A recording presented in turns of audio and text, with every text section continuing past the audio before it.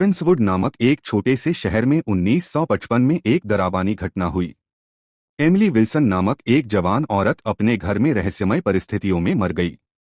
उसके बाद उस घर को कोई नहीं चुना और वह घर एक भूतिया महल बन गया। सालों बाद उस प्रॉपर्टी को एक अमीर बिजनेसमैन ने खरीदा और उस पर एक नया होटल बनाया, रेवेंसवुड इन्न।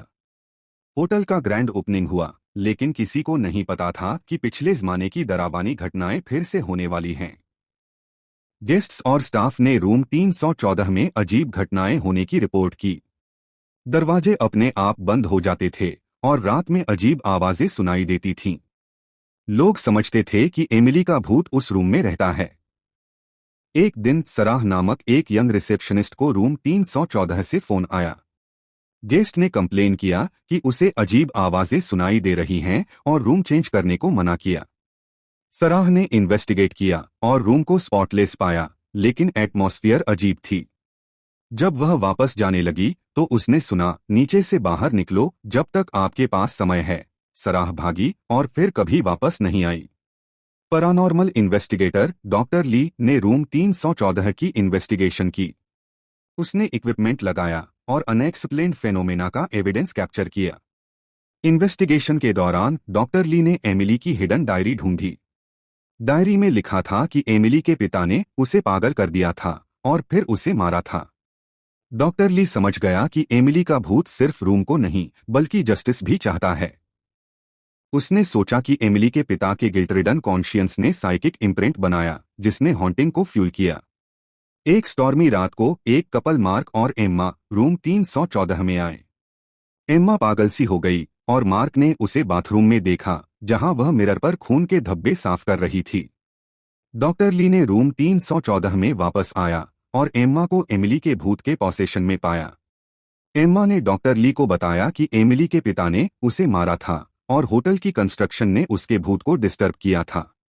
लेकिन तभी एम्मा की आवाज बदल गई और वह डॉक्टर ली पर हमला कर दी। डॉक्टर ली ने एम्मा को रोकने की कोशिश की, लेकिन वह बहुत शक्तिशाली थी।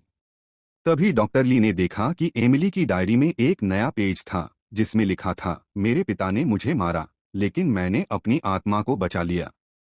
मैं अब भी जिंदा हूं।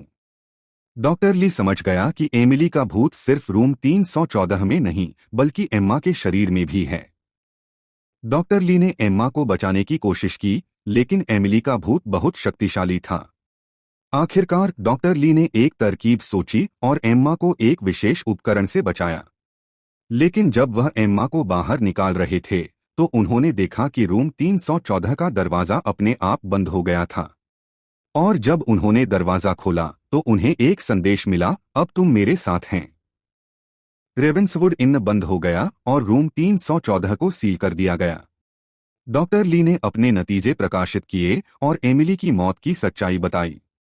शहर के लोगों ने एमिली के भूत को माना और उसके लिए न्याय की मांग की।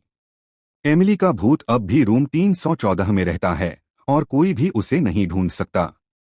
सालों बाद एक साहसी शहरी अन्वेषक ने खाली होटल में प्रवेश किया। रूम 314 में उसने एक संदेश देखा, तुम मुझे कभी नहीं ढूंढ सकते। जब उसने दरवाजा खोला तो वह बंद हो गया और उसने सुना, अब तुम मेरे साथ हैं। अन्वेषक ने महसूस किया कि एमिली का भूत अभी भी जीवित है और उसे अपने साथ ले गया। रूम 314 का दरवाजा फिर से बंद हो गया और शहर में एक नई किंवदंती पैदा हुई।